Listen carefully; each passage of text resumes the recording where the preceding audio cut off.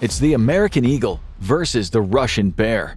Donald Trump and Vladimir Putin wield extraordinary power, shaping events far beyond their own borders. Their choices ripple through economies and alliances, redrawing the world map in real time.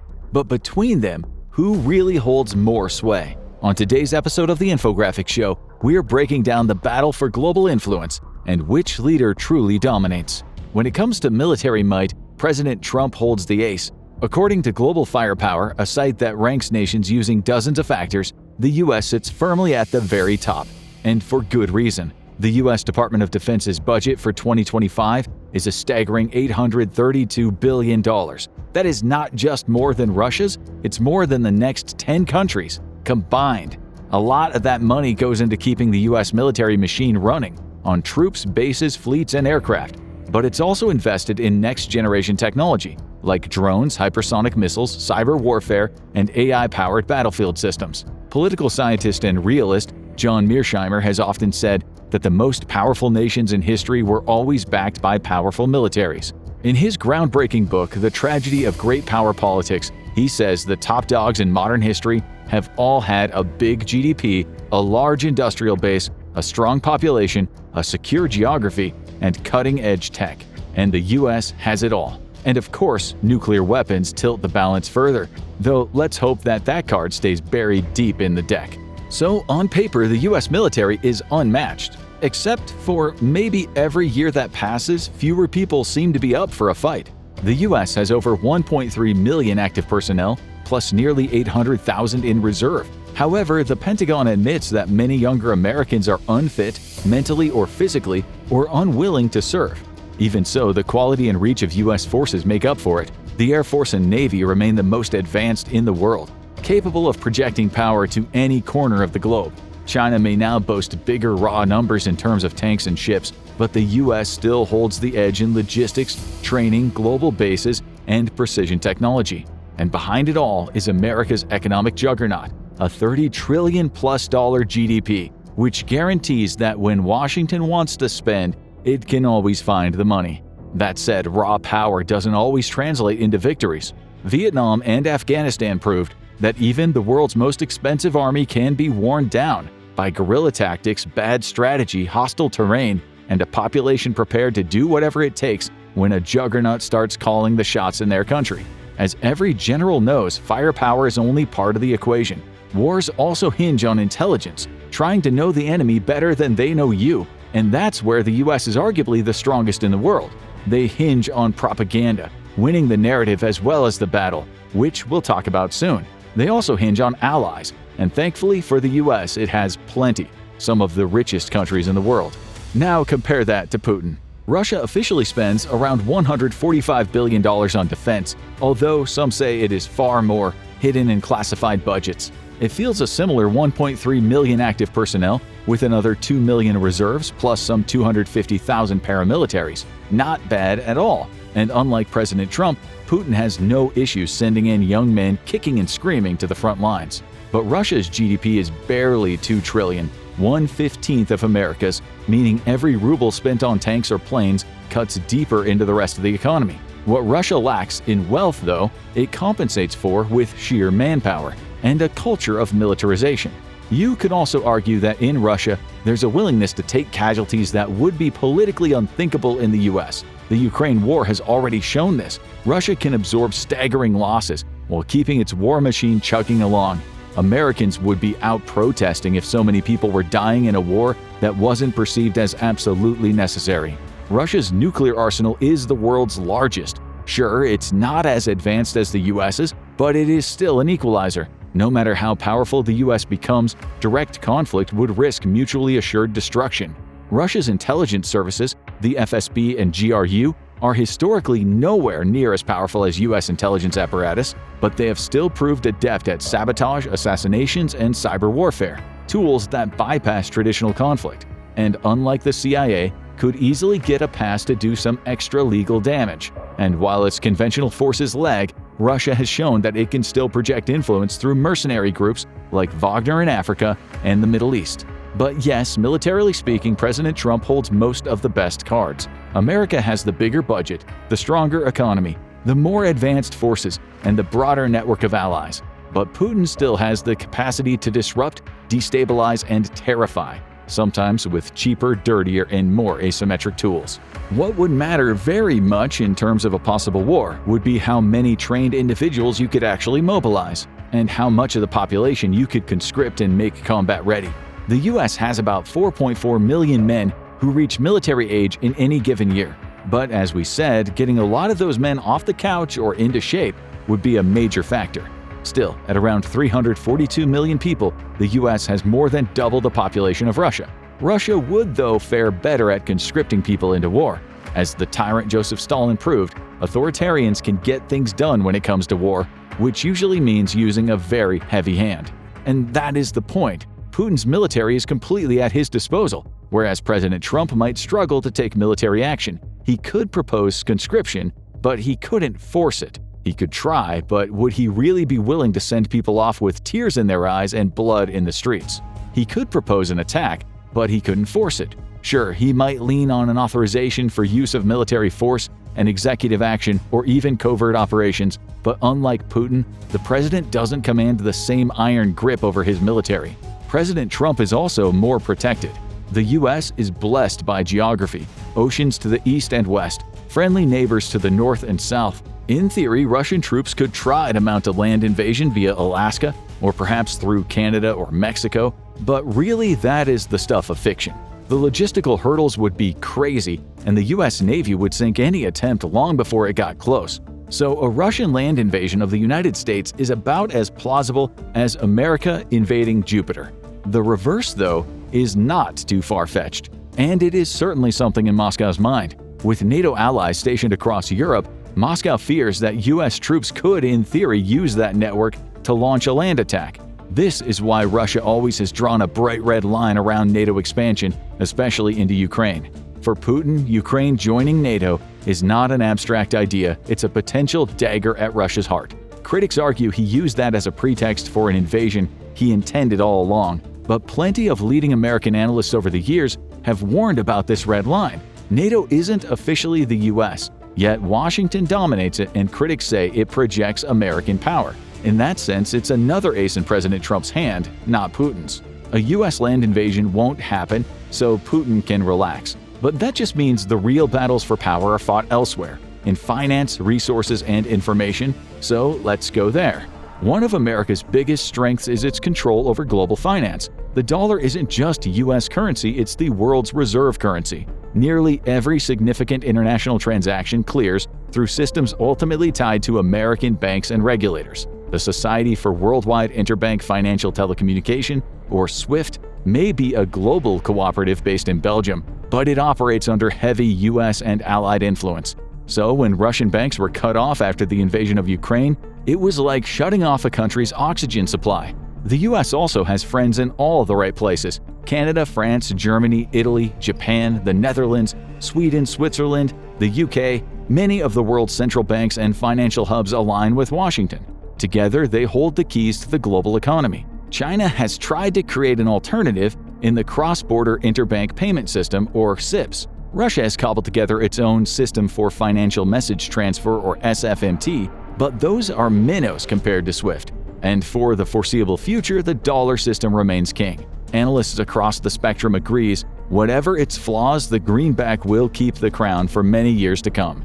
And that is what makes this power so potent. With the stroke of a pen, President Trump can freeze assets, cut companies out of global markets, and leave adversary states struggling to pay their bills. He would need public approval, but presidents usually find a way of getting it, and propaganda can muster public approval. Putin has no comparable lever. His closest equivalent is Russia's natural resource wealth, oil and especially natural gas. He can shake global energy markets, drive up the prices, and squeeze dependent countries in Europe and beyond. He could do this, or seemingly do it, without having to seek much approval. If Putin wants it, he gets it. Still, oil and gas revenues fluctuate with demand and alternative suppliers, whereas US control of finance is a structural advantage baked into the entire global system. Money and markets aren't the only battleground. When nations collide, propaganda becomes a very valuable weapon. Control of the so-called narrative, who is the aggressor versus who is the liberator, can shape international opinion. It's propaganda that convinces your own citizens to sacrifice and warms up allies to rally to your side. As history shows us, it doesn't always matter what's true. What matters is what looks true. And here too, the US and the president have a massive advantage. American media outlets, tech platforms, and Hollywood studios project narratives around the world. In times of crisis, they have shown they are willing to bend the truth or leave out crucial details. The Cold War phrase "winning hearts and minds" may sound dated, but in the digital age, it matters more than ever. And here, the president definitely has the upper hand. The global language is English, which already helps. But the US controls many of the mechanisms through which the global community communicates. In times of serious conflict, President Trump could put a heavy hand on Google, Meta, and X to censor any language that doesn't paint the US as the good guy and Russia as the enemy. A problem could be TikTok, but as you know, the US has been trying to take care of that little thorn in its side. It's also Chinese, not Russian. Russia doesn't have anything comparable to US tech giants. So having the world's biggest tech companies potentially at your disposal in a war means you wield tremendous power. Apple, Google, Microsoft, Amazon, Meta, X, and YouTube are not just American corporations, they are the backbone of global communications and commerce. Billions of people depend on them every day to work, shop, bank, and socialize. That gives Washington and, by extension, President Trump unparalleled influence. If the Trump administration wanted to pressure these companies to act, it could change the way entire nations communicate overnight. Russia, by comparison, has Yandex, VKontakte, WhatsApp, and Telegram. They matter domestically, but they lack the global reach of Silicon Valley. Then there's the traditional media, and here President Trump is just as strong. While the president is definitely not every media company's cup of tea, he still sits atop the machine, or he would do that in times of conflict. All the major networks and newspapers would lean friendlier toward him than toward Putin if there were a world war. More importantly, the three giant news wires, Reuters, Associated Press, and Agence France-Presse, feed copy to thousands of outlets worldwide. Take the BBC and CNN, household names from Nairobi to New Delhi. Add mass-read outlets like the Daily Mail, the New York Times, and the Washington Post. Together, they create an information ecosystem where Russia's RT and Sputnik lag far behind. Faced with a showdown between Trump and Putin, Western media would almost certainly frame the US president as the legitimate option. Meanwhile, Putin would be painted as the out-of-control aggressor. History is proof that in times of conflict, the US can draw on media support. Even if Western journalists were critical in conflicts of the past, their voice was often drowned out by the rest. So, in a battle of media propaganda with Putin, President Trump would come out the winner because of the US influence over the biggest global media companies. But here is where the difference cuts both ways. You see, the US president cannot control the media. He could attack it, potentially try to shape it with concocted intelligence, and speak to friendly editors, as has happened in the past. But he cannot muzzle it or suppress every last journalist. In peacetime, the fiercest attacks often come from America's own press, and even in war, the president wouldn't escape their criticism. Putin, on the other hand, can pretty much direct what the Russian media says. Independent outlets can be shuttered, journalists exiled, or brought under state control. Critical journalists right now risk censorship, harassment, or worse, an unpleasant fall, perhaps from a hotel. That's not an exaggeration. The Committee to Protect Journalists said Russia is one of the most dangerous places on the planet to be a journalist, citing a lot of unsolved murders. This monopoly on the domestic narrative gives Putin total dominance at home in a way President Trump could never achieve in the US. But in global terms, Donald Trump has a lot more media power just because he is the American president. And then there's the deeper layer of power, what is sometimes called the state within the state. In America, the president would still be constrained by Congress, the courts, and key institutions. Yet, critics argue that even presidents are hemmed in by what former congressional aide Mike Lofgren dubbed the deep state. Not a shadowy cabal, but a hybrid network of entrenched interests, spanning intelligence agencies, the Pentagon, Wall Street, and major corporations. These players don't all move in lockstep, but they shape the direction of policy regardless of who sits in the Oval Office. Lofgren described it as operating on its own compass heading, rooted in national security imperatives and corporate hegemony. In his view, presidents come and go, but this establishment remains. All nations have such entrenched, powerful people. The Guardian once called the establishment in the UK a set of neoliberal elites whose policies guarantee ever-growing personal riches and power.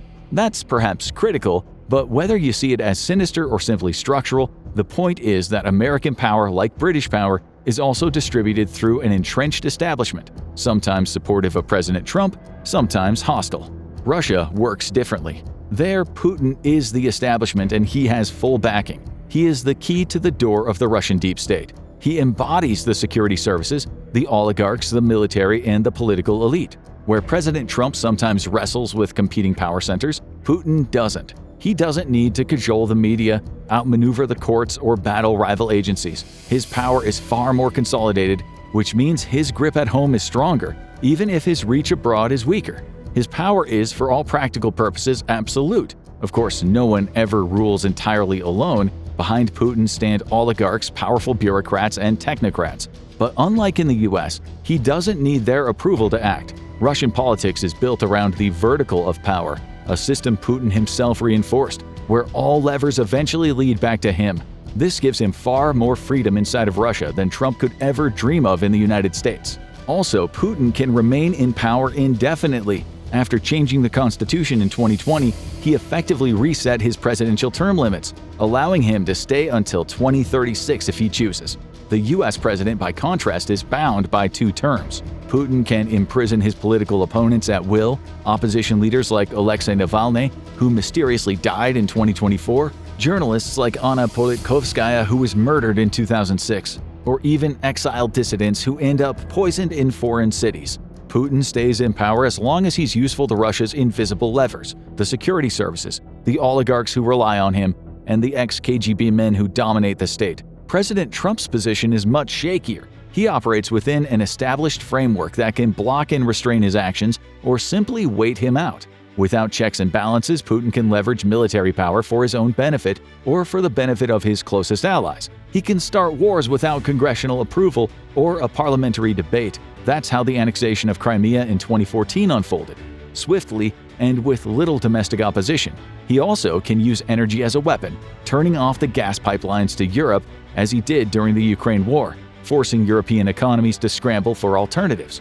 Putin can dictate economic policy without fear of courts striking it down or opposition parties stalling it in parliament. So President Trump might preside over the most powerful state in the world, but he is hemmed in by institutions, rival elites, and an independent media he can't control. Putin has no such constraints. Also, where Trump's America has an unmatched soft power machine, Putin lags far behind. The US operates a sprawling global network of NGOs, foundations, and agencies that spread American influence under the banner of humanitarianism, democracy, and development. The United States Agency for International Development, or USAID, is the flagship. It builds schools, funds media, supports civil society, but almost always with conditions. Foreign aid never comes free. In practice, it buys goodwill, influence, and business opportunities for US companies. As the British journalist Matt Kennard wrote in his book Racket, recipient governments are expected to open markets, back American positions at the UN, and align with Washington's policies, even if sometimes it hurts much of their population. The writer Naomi Klein argued that American politicians can shape a country's outlook through disaster capitalism and what she called philanthrocapitalism. Putin and Russia have no such power. Also behind the scenes, think tanks like the Brookings Institution, the Council on Foreign Relations, or the Atlantic Council keep shaping debates in ways that reinforce U.S. interests. This soft machinery of influence is vast, subtle, and often invisible. It wasn't always so subtle. In the Cold War, the CIA toppled governments that threatened U.S. corporations or strategic interests. In Iran in 1953, Guatemala in 1954, and Chile in 1973. It meddled in Congo, Indonesia, and countless other places. The agency manipulated the media, spread disinformation, and backed coups. In effect, it replaced colonialism with a more discreet form of imperialism. While propaganda dressed it up as freedom or anti-communism, the reality often meant suffering on a huge scale. The Soviets then were not anywhere near as effective, and Russia now cannot effectively engineer how countries operate. Today, America's methods are less violent, but no less influential. Sanctions, aid programs, and financial pressure points give Washington levers most countries lack.